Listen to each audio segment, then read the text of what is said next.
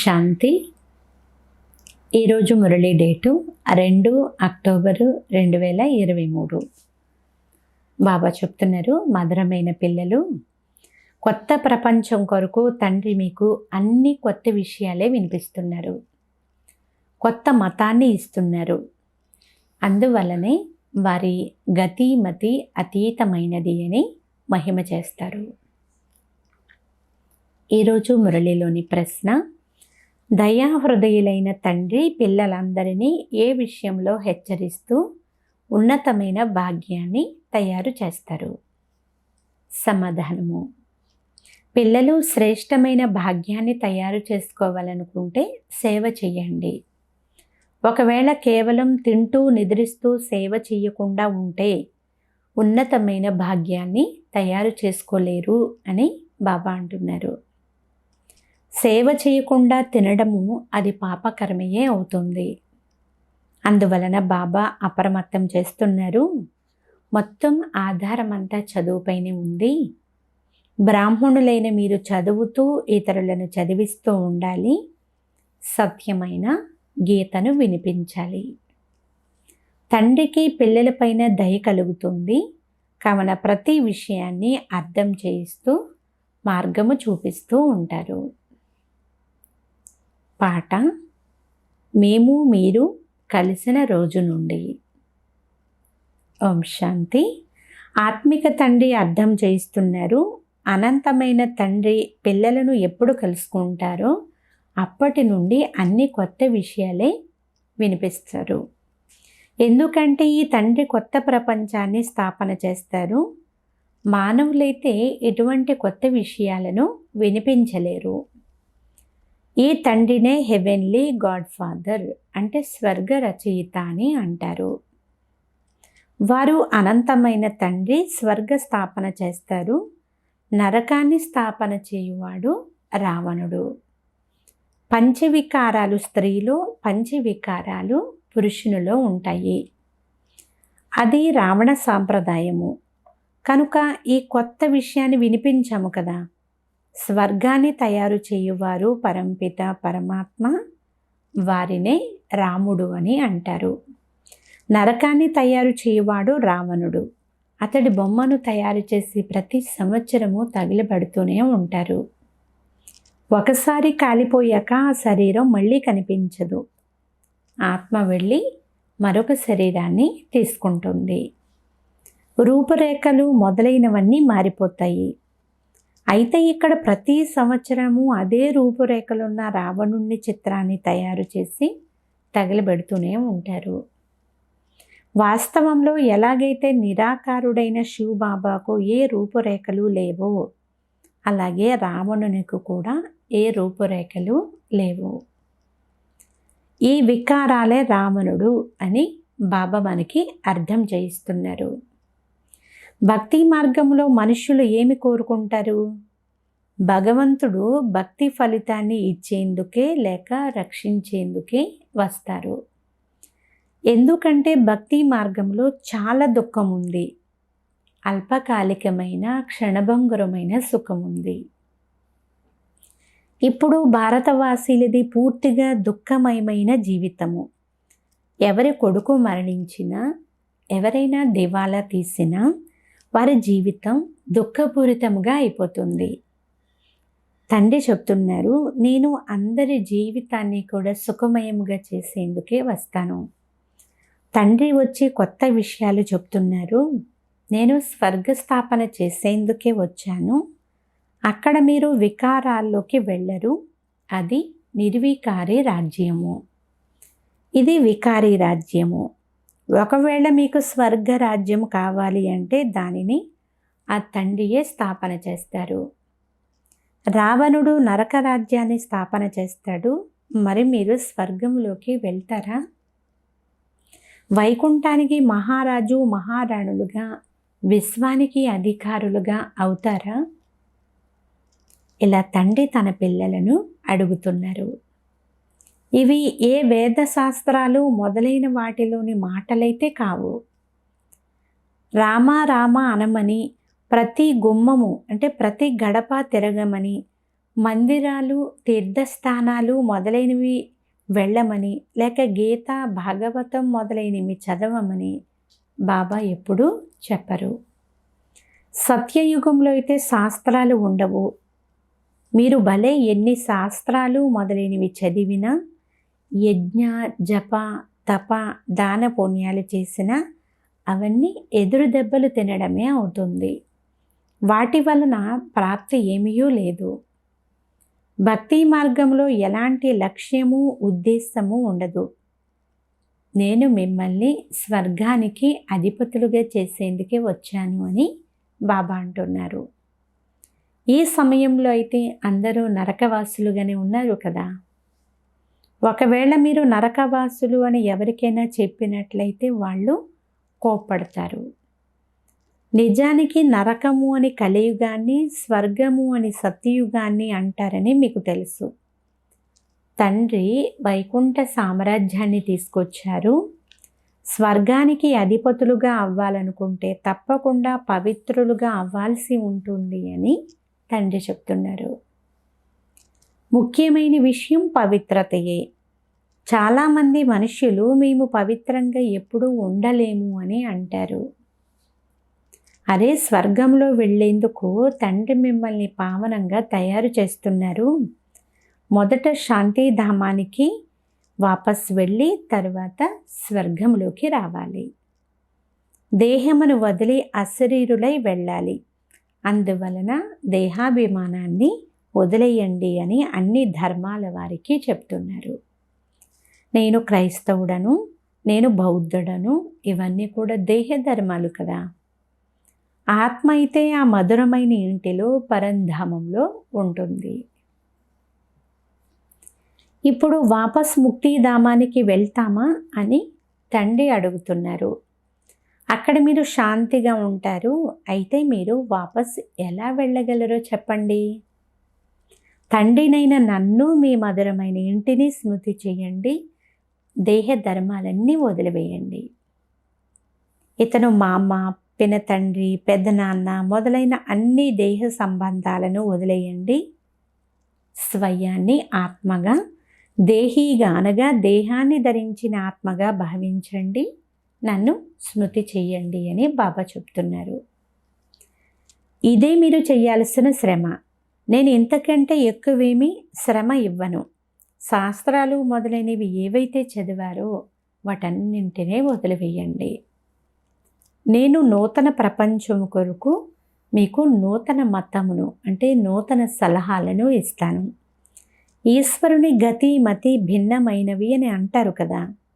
ముక్తిని గతి అని అంటారు. తండ్రి అన్నీ కూడా మనకు కొత్త విషయాలే వినిపిస్తారు. ఇవి విన్నప్పుడు మనుషులు కూడా ఇవన్నీ కొత్త విషయాలు అని అంటారు కదా. ఇక్కడ శాస్త్రాల మాటలు ఏవి లేవు. వాస్తవానికి ఇవి గీతలోని విషయాలే. కానీ మనుషులు ఆ గీతను కూడా ఖండన చేసేసారు. నేను గీతను కానీ మరే ఇతర పుస్తకాన్ని కానీ చేతికి తీసుకోలేదు. అవన్నీ తరువాత తయారవుతాయి. నేను మీకు జ్ఞానాన్ని వినిపిస్తాను. మీరు నా అపురూపమైన పిల్లలు అని ఎప్పుడూ ఎవ్వరూ అనరు కదా. ఈ నిరాకార పరంపిత పరమాత్మ మాత్రమే నా అపురూపమైన పిల్లలు, మధురమైన పిల్లలు అని అనగలుగుతారు. వారు నిరాకార ఆత్మలతో మాట్లాడతారు. ఆత్మ వింటుంది. ఈ శరీరంలో ఇంద్రియాలు ఉన్నాయి. ఈ విషయాలు ఎప్పుడూ ఎవ్వరూ అర్థం చేసుకోరు. అక్కడ మనుషులకు వినిపిస్తారు. ఇక్కడ పరమాత్మ కూర్చుని ఆత్మలకు వినిపిస్తారు. ఆత్మలమైన మనం ఈ చెవుల ద్వారా వింటాము. పరంపిత పరమాత్మ కూర్చుని మనకి ఇప్పుడు ఈ విషయాలు వినిపిస్తూ ఉన్నారు. భగవంతుడు ఎలా వినిపిస్తారని మనుషులు ఆశ్చర్యపోతారు. వారు కృష్ణ భగవాను వాచ అని అనేస్తారు. అరే, కృష్ణుడు దేహధారి కదా. నేను దేహధారిని కాదు, నేను విదేహీని. నేను వినిపించేది కూడా విదేహీ ఆత్మలకే. ఈ కొత్త మాటలు విన్నప్పుడు మనుషులు ఆశ్చర్యచకితులైపోతారు. ఏ పిల్లలైతే కల్పం క్రితం విని వెళ్ళారో వారికి ఈ విషయాలు చాలా బాగా నచ్చుతాయి. చదువుతారు, మమ్మ బాబా అని అంటూ ఉంటారు. ఇందులో గుడ్డి నమ్మకం ఏదీ ఉండజాలదు. లౌకిక పద్ధతిలో కూడా పిల్లలు తమ తల్లిదండ్రులను అమ్మ నాన్న అని పిలుస్తారు. ఇప్పుడు మీరు లౌకిక తల్లిదండ్రుల స్మృతిని వదిలి పారలౌకిక మాతాపితలను స్మృతి చేయండి. ఈ పారలౌకిక తల్లిదండ్రులు మీకు అమృతాన్ని ఇచ్చి పుచ్చుకోవడం నేర్పిస్తారు. పిల్లలు, ఇప్పుడు మీరు విషాన్ని ఇచ్చి పుచ్చుకోవడం వదిలేయండి. నేను మీకు ఏ శిక్షణ ఇస్తున్నానో దానిని ఒకరికొకరు ఇచ్చుకున్నట్లయితే మీరు స్వర్గానికి అధిపతులుగా అయిపోతారు అని బాబా చెప్తున్నారు. కొద్దిగా విన్న స్వర్గంలోకి వచ్చేస్తారు. కానీ ఇతరులను మీ సమానముగా చేయలేకపోతే దాసదాసీలుగా అయిపోతారు. దాసదాసీల్లో కూడా నెంబర్ వారీగా ఉంటారు. పిల్లలను సంభాళించే దాసదాసీలు తప్పకుండా మంచి పదవి కలవారిగానే ఉంటారు. ఇక్కడ ఉంటూ కూడా చదవకపోతే దాసదాసీలుగానే అయిపోతారు అంటున్నారు బాబా. అలాగే ప్రజల్లో కూడా నెంబర్ వారీగా ఉంటారు. ఎవరైతే బాగా చదువుకుంటారో వారు మాత్రం ఉన్నతమైన పదవిని పొందుతారు. ప్రజల్లోని ధనవంతులకు కూడా దాసదాసీలు ఉంటారు. మేము ఎలా అయ్యేందుకు యోగ్యులుగా ఉన్నామని ప్రతి ఒక్కరూ తమ ముఖాన్ని తామే చూసుకోవాలి కదా. ఒకవేళ బాబాను అడిగితే బాబా వెంటనే తెలియచేస్తారు. ఎందుకైతే తండ్రికి అన్నీ తెలుసు కదా. ఈ కారణం వలన మీరు ఇలా అవుతారు అని బాబా నిరూపించి చెప్తారు. భలే సమర్పణ చేసిన దానికి కూడా లెక్కాచారం ఉంటుంది. సమర్పణ చేసినా ఏ సేవ చెయ్యకపోతే కేవలం తింటూ త్రాగుతూ గడిపారు అంటే ఏదైతే ఇచ్చారో దానినంతా తినేసి సమాప్తం చేసుకున్నట్లు. ఏదైతే ఇచ్చారో దానినంతా తింటూ సేవ చెయ్యకపోతే 3వ శ్రేణిలో దాసదాసీలుగా అయిపోతారు. సేవ చేస్తూ తిన్నట్లయితే లెక్కాచారం సరిపోతుంది. అది మంచిదే. వ్యాపారం ఏమీ చేయకపోతే అంతా తిని సమాప్తం చేసుకుంటారు. భారము ఇంకా పెరిగిపోతుంది కదా. ఇక్కడ ఉంటారు, ఏది పెడితే అది తింటారు. కొందరు భలే ఏమీ ఇవ్వకపోయినా బాగా సేవ చేసినట్లయితే వారు చాలా ఉన్నతమైన పదవిని పొందుతారు. మమ్మ ధనమేమీ ఇవ్వలేదు, కానీ చాలా ఉన్నతమైన పదవిని పొందుతారు. ఎందుకంటే బాబా చెప్పిన ఆత్మిక సర్వీసు చేశారు. మరి లెక్క అయితే ఉంది కదా. మేము సర్వస్వాన్ని ఇచ్చేసాము, సరెండర్ అయిపోయామని కొందరికి నష్టం ఉంటుంది. కానీ యజ్ఞంలో తింటున్నారు కదా. బాబా అన్ని రకాల ఉదాహరణలు ఇస్తారు. సేవ చేయకుండా కేవలం తింటూ ఉన్నట్లయితే సమాప్తం అయిపోతుంది. ఎవరు నిద్రపోతారో వారు కోల్పోతారు అని అంటారు కదా. 8 గంటలు సేవ చేయకుండా తినడం కూడా పాపకర్మయే అవుతుంది.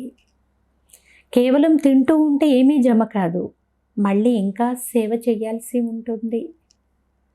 తండ్రి అయితే అన్ని విషయాలు తెలియచేస్తారు. ఎందుకంటే మాకు ఎందుకు చెప్పలేదు బాబా అని ఎవ్వరూ అనకూడదు. బాబా తన సర్వస్వము ఇచ్చేస్తారు. అంతేకాక సేవ కూడా చేస్తూ ఉంటారు. కనుక వారికి ఉన్నత పదవి కూడా ఉంది. సమర్పితమై కూర్చుని తింటూ సేవ చేయకపోతే ఏమవుతారు? శ్రీమతానుసారం నడవరు. బాబా ప్రత్యేకించి అర్థం చేయిస్తున్నారు. మాకు ఇలాంటి పదవి ఎందుకు దొరికింది అని చివరిలో ఎవ్వరూ అనకుండా అన్ని విషయాలు కూడా బాబా ముందే పిల్లలకు అర్థం చేయిస్తున్నారు. సేవ చేయక ఊరికే తింటూ ఉంటే దాని ఫలితము కల్పకల్పాలకు అలాగే ఉంటుంది. కనుక బాబా హెచ్చరిస్తున్నారు, కల్పకల్పాలకు మేము పదభ్రష్టులవుతాము అని అర్థం చేసుకోండి. బాబాకు దయ కలుగుతుంది కనుక ప్రతి విషయాన్ని కూడా చాలా స్పష్టంగా అర్థం చేయిస్తారు. సేవ చేయకపోతే శ్రేష్టమైన పదవిని పొందలేరు. గృహస్థ వ్యవహారములు ఉంటూ సర్వీసు చేసిన వారి పదవి చాలా ఉన్నతముగా ఉంటుంది. పూర్తి ఆధారం అంతా చదువు పైన, చదివించడం పైన ఉంటుంది. మీరు బ్రాహ్మణులు, మీరు సత్యమైన గీతను వినిపించాలి. వారు శాస్త్రాలు చేతితో పెట్టుకుంటారు. మీ చేతిలో అయితే ఏ గ్రంథాలు లేవు. మీరు సత్యమైన బ్రాహ్మణులు. మీరు సత్యమే వినిపించాలి, సత్యమైన ప్రాప్తిని చేయించాలి. మిగిలిన వారందరూ కూడా నష్టమునే కలిగించారు కదా. అందుకే అదంతా అసత్యము అని వ్రాయబడుతుంది. బాబా మనకు సత్యాన్ని వినిపిస్తారు, సత్యఖండానికి యజమానులుగా చేస్తారు. ఇది బాగా అర్థం చేసుకోవాల్సిన విషయము. విశ్వానికి అధిపతులుగా అవ్వడము అంటే ఇదేమైనా చిన్న విషయమా? తెలివిగల పిల్లలు మేము బంగారపు ఇటుకలతో ఈ విధంగా భవనాలు కడతాము, అది చేస్తాము, ఇది చేస్తాము అని చాలా ప్లాన్లు తయారు చేస్తూ ఉంటారు. షావుకారు కొడుకు పెద్దవాడవుతున్న కొద్దీ నేను ఇది చేస్తాను, ఇది కడతాను అని ఆలోచనలు చేస్తూ ఉంటాడు. మీరు కూడా భవిష్యత్తులో రాకుమారులుగా అవుతారు. కనుక మేము ఎవ్వరికీ లేనటువంటి భవనాలను నిర్మిస్తాము అనే ఆసక్తి, అభిరుచి ఉంటాయి కదా. బాగా చదువుకొని ఎవరైతే ఇతరులను చదివిస్తారో అటువంటి వారికే ఇటువంటి అభిరుచి ఉంటుంది. ఎందుకంటే రాజ్యాధికారం ఉంటుంది కదా. మేము ఏ నెంబరులో పాస్ అవుతాము అనే ఆలోచన బుద్ధిలో నడుస్తూ ఉండాలి. ఇది చాలా గొప్ప పాఠశాల. ఇందులో లక్షలాది మంది, కోట్లాది మంది చదువుకుంటారు. లెక్కలేనంత మంది వస్తారు. ఈ విషయాలన్నీ తండ్రియే కూర్చుని అర్థం చేయిస్తారు. భగవంతుడైతే ఒక్కరే. వారిని మాతా పిత అని అంటారు.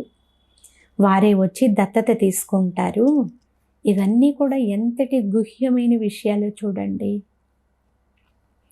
ఇది కొత్త పాఠశాల. చదివించేవారు కూడా కొత్తవారే.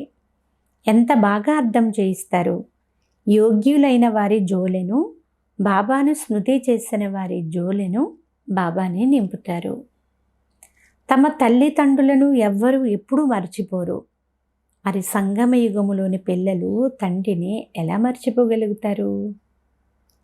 అచ్చా, ప్రపంచంలో ఎన్నో కోలాహలాలు, అలజడులు జరుగుతూ ఉన్నాయి. పిల్లలైన మీరు మాత్రం చాలా నిశ్శబ్దంగా, చాలా శాంతిగా కూర్చుని ఉన్నారు. నిశ్శబ్దతలోనే శాంతి ఉంది, శాంతిలోనే సుఖం ఉంది.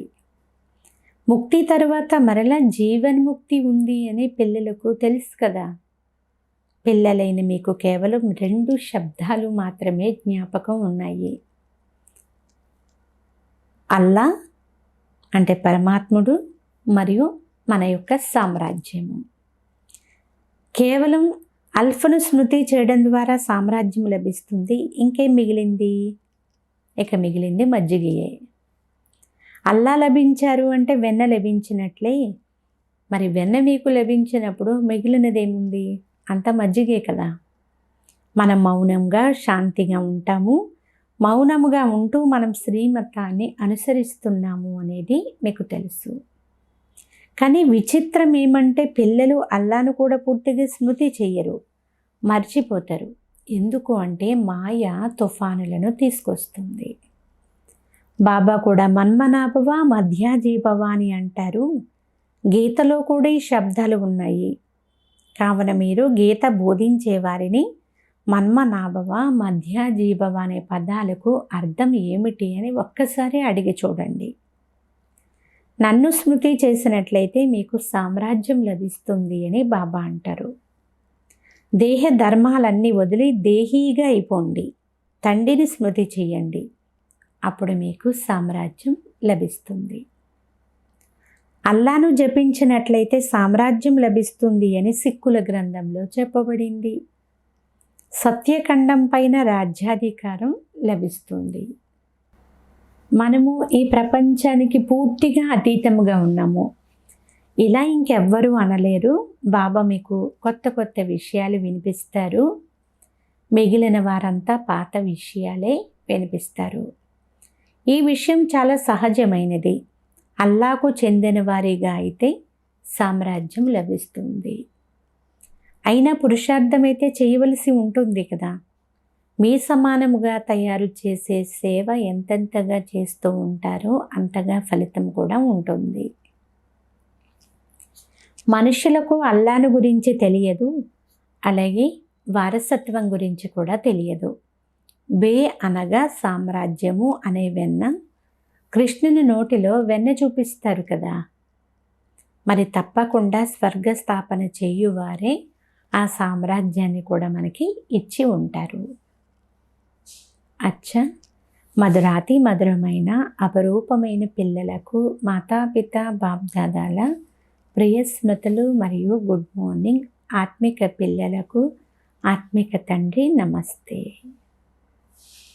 ఆత్మీయ తండ్రికి ఆత్మీయ పిల్లల యొక్క ప్రియ స్మృతులు, గుడ్ మార్నింగ్ మరియు నమస్తే నమస్తే నమస్తే.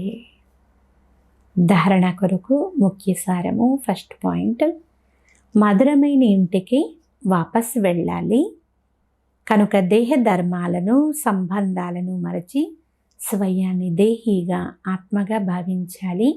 ఇదే అభ్యాసం చేస్తూ ఉండాలి.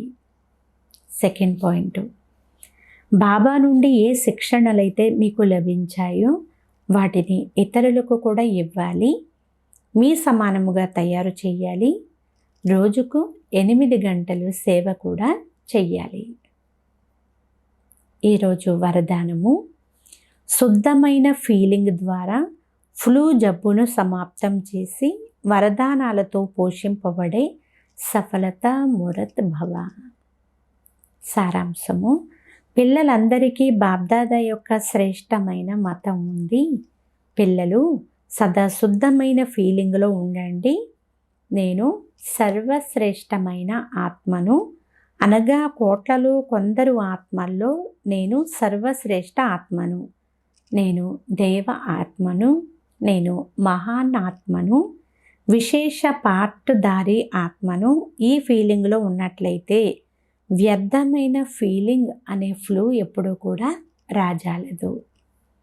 ఎక్కడ ఈ శుద్ధమైన ఫీలింగ్ ఉంటుందో అక్కడ అశుద్ధమైన ఫీలింగ్ ఉండజాలదు. దీనితో ఫ్లూ జబ్బు నుండి అనగా శ్రమ నుండి తప్పించుకుంటారు మరియు సదా స్వయాన్ని మేము వరదానాలతో పోషింపబడుతున్నాము, సేవలో సఫలత పొందుతున్నాము అని అనుభవం చేస్తారు. స్లోగన్, సంగమయుగి మర్యాద పురుషోత్తములుగా అవ్వడము ఇదే బ్రాహ్మణ జీవితం యొక్క శ్రేష్టమైన లక్ష్యము. అచ్చా, ఓం శాంతి.